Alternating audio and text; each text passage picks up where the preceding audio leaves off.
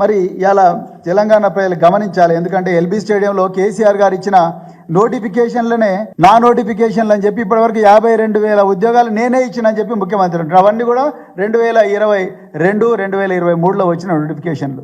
మరి అలాంటి కానీ నిన్న విద్యార్థుల ముందర చేసిండు. విద్యార్థుల ముందర మరి బూతులు మాట్లాడిన ముఖ్యమంత్రి మరి విద్యార్థుల ముందర నిజం చెప్తాడని అనుకోలేం. కానీ ఈ విషయం తెలంగాణ ప్రజలు తెలవాలి. ఆనాడు కేసీఆర్ గారి ప్రభుత్వం 2017లో డైట్ ఛార్జీలు పెంచి ఇంత చక్కటి మెను వారు అప్రూవ్ చేసిండ్రు. అన్ని సంక్షేమ పాఠశాలకు పోయింది మెను.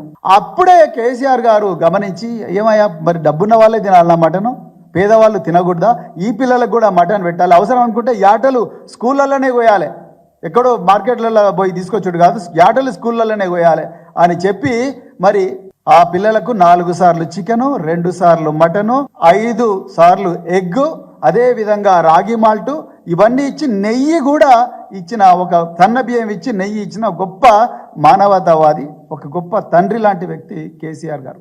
మరి అలాంటిది నిన్న రేవంత్ రెడ్డి గారు ఒక మోడల్ మెను రిలీజ్ చేసిండు. ఇది కాంగ్రెస్ పార్టీ చేసిన మోడల్ మెను. తెలంగాణ ప్రజలు జాగ్రత్తగా గమనించాల్సింది ఏంటంటే ఈ మెనుకు మా మెనుకు ఏమి తేడా లేదు.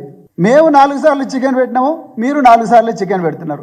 మేము 2 సార్లు మటన్ పెట్టినాము, మీరు 2 సార్లు మటన్ పెడుతున్నారు. మేము 5 సార్లు ఎగ్గిచ్చినాము, మీరు 5 సార్లు ఎగ్గిస్తున్నారు. మరి మీరు చేసింది ఏంది?